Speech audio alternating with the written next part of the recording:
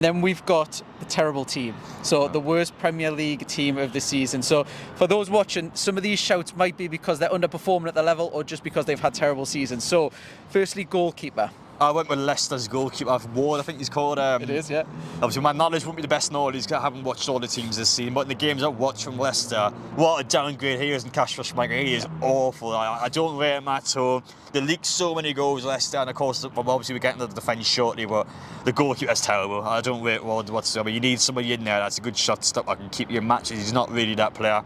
I can't believe they didn't replace Kasper Schmeichel properly. I think that's so silly. It's probably the mistake of the season that's going to cost them. We're speaking to Leicester fans when they're up here, and they all were blaming Ward pretty much, saying Schmeichel, baffling decision that he actually had to get replaced Ward towards the back end of the season. He got replaced. His terrible season. The second choice that I've got for that, who's on par probably, is Lloris. He's had some shockers this season. Playing at Tottenham, he's probably going to get shipped off. I think he's probably lost his confidence or whatever it is. His Boom, that goalkeeper's he's had bad season, Lloris, to be fair. I think Bielsa from Leeds is now a shout. He's someone that's just...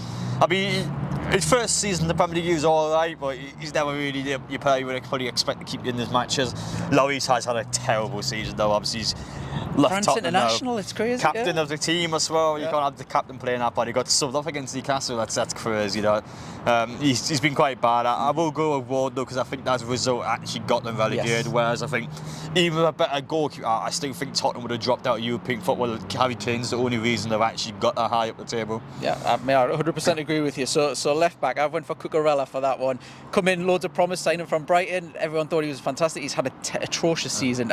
Who have you got for your left? Cucurella has been rubbish, Yeah. so I do agree with that. He was the only one that I've got one person for. The rest I've kind of got two options that I was thinking between. I haven't actually got the left back in. I've had put a couple of Southampton players and I haven't actually named them, but I think I would put two of the Southampton players in the back line. They've just been so crap, Southampton.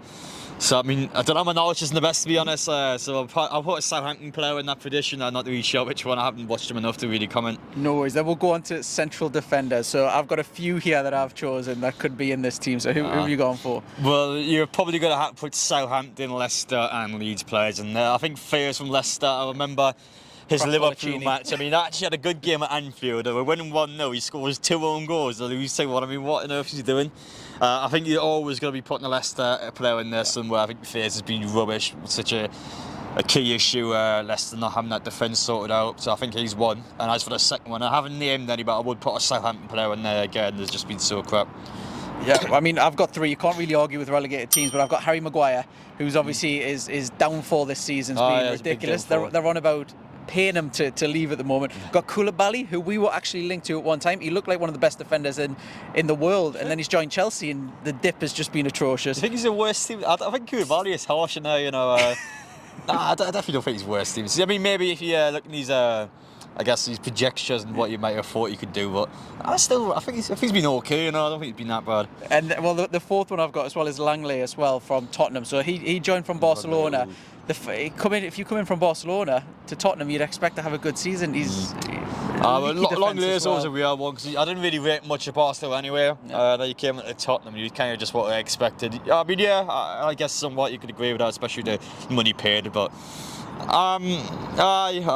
It is what it is, really. Tottenham had a great season, haven't they? And then we've got right back as well. So I struggle a little bit trying to get right backs. Well, this is quite a harsh one considering he's so young, but Lamptey from Brighton, he's been bad, you know. In a few games he's played this season, he's just nowhere near the player he was during lockdown. Considering how good Brighton have been as a team as well, he's just underperformed so much. So he's someone I kept quite a big eye on in this season. I just haven't rated him at all in the time he's played. No, he's got so much potential, but because I've had him in fantasy football and I look at the minutes and stuff, he doesn't even seem to last 60 minutes. I don't know if he's got a problem with his body, his legs or something, but yeah, for someone who can do so much, he's got so much pace on him, he can play either wings, versatile. Yeah, I'd give that as a shout. I've got Carrera at West Ham. So this was someone who I was excited to see when he came in to West Ham. I thought he was going to be an absolute world beater.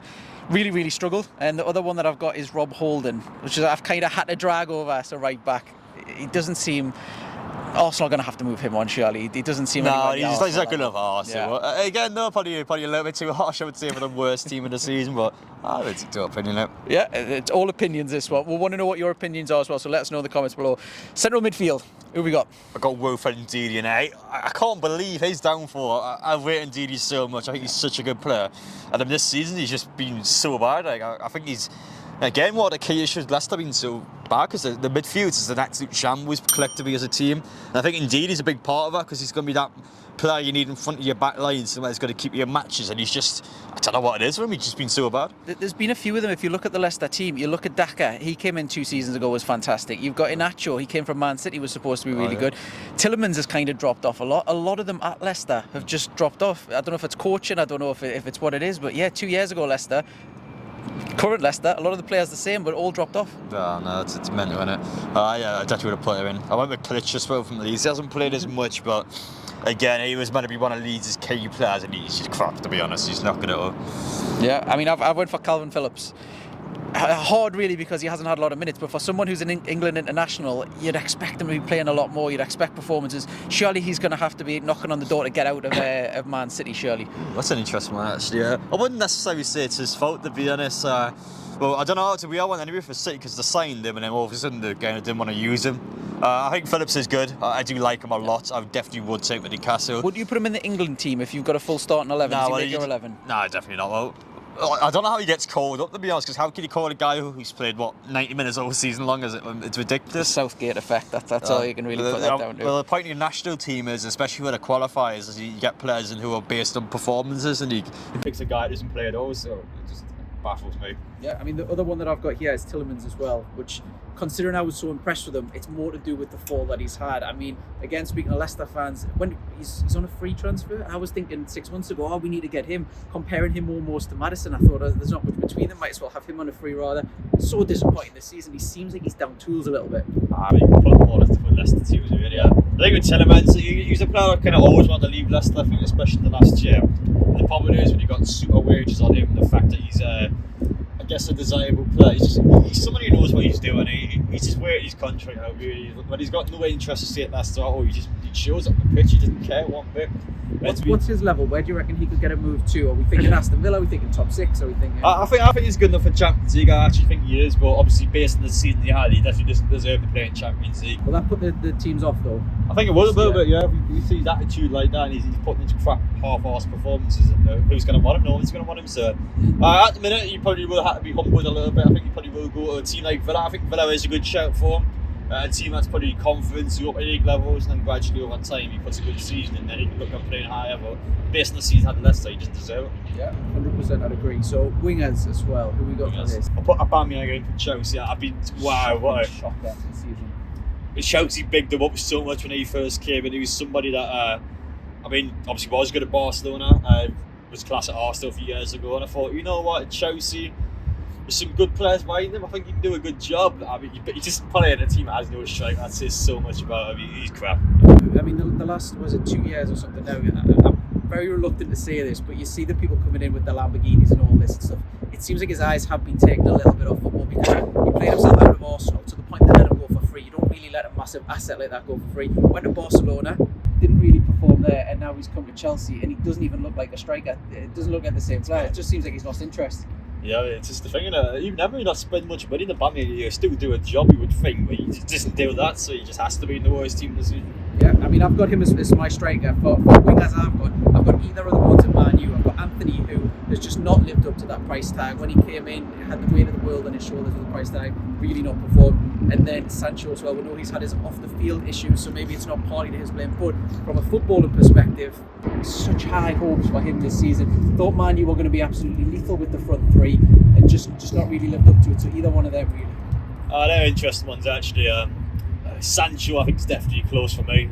He hasn't really played, as he's obviously had his thing behind the scenes, and it's just what a waste that one was. I think both of them spent that much money. I know Anthony's had moments where he looks good, he scores a few nice scores, but with the money he spent, he's definitely worth every shout. I went with Charles Pearson. You buy him for £50 million at top, he scored one sole season long. It's just terrible. He's coming off the bench for him, he's doing nothing really. The thing is, like with a guy like Anthony, like even though he's had a bad year, he still does at least something at times getting goals and occasionally. So you can argue in his case that he's doing enough to stay out the team, but Charles definitely deserves to be in there. So weird because he come into this season off the back of a World Cup where he was absolutely on fire, scoring goals for fun. He looked one of the best players in the world almost, some of the goals. Yeah, well, I agree with that somewhat. I thought he was class at everything. Yeah, worked quite well in a team that was struggling to score goals. And I think with a price tag at the time, I think 50 million is not too bad. You probably get your value for it, which just hadn't at all. And for striker, I went Patrick Bamford. I mean, lockdown season, he's scoring 20 plus a year in the Premier League, and you need it to turn him. He's got 4 goals all season. Like he actually got close to where we got 1 more goal, and I think he's done a little bit more than Bamford, but I think Bamford's a key issue at why he needs to run down. You're not getting enough goals and you attack at all, and he's your star man who's just been crap all season long.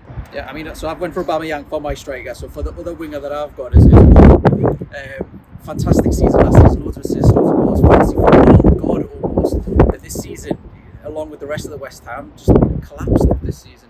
Of course, West Ham had a bad year. They probably got rainbowed a lot. Though I really wanted him to join Newcastle. He's had some class years at West Ham. Did you see the interview that he did? I think it was with Ian Wright, and he talked about how close he was to joining Newcastle. He was on transfer deadline day. They'd agreed the fee with Steve Bruce. He was 13 or 17 million. For such a player like that, how close does that? That's crazy. It could have been a Newcastle player to this day. It was just so stupid, really, because whole need the striker. We didn't need Dwight Gale. It just baffles me why we never used Dwight Gale to get anything going, because he was a player that had value in the championship, has a little bit of value to his name. Because all he had to do was put a little bit of money and swap him before championship player to get one. Hull were absolutely desperate and dying for a striker, and we didn't get rid of Dwight Gale at all. And guess what? We let him go on a free Stoke City because his value is nothing now. It's just so stupid for us. It's just terrible. This is my opinion. He could have got a class player, Jared Moore. What he's doing cheap at the time, it just baffles me. It's so dumb.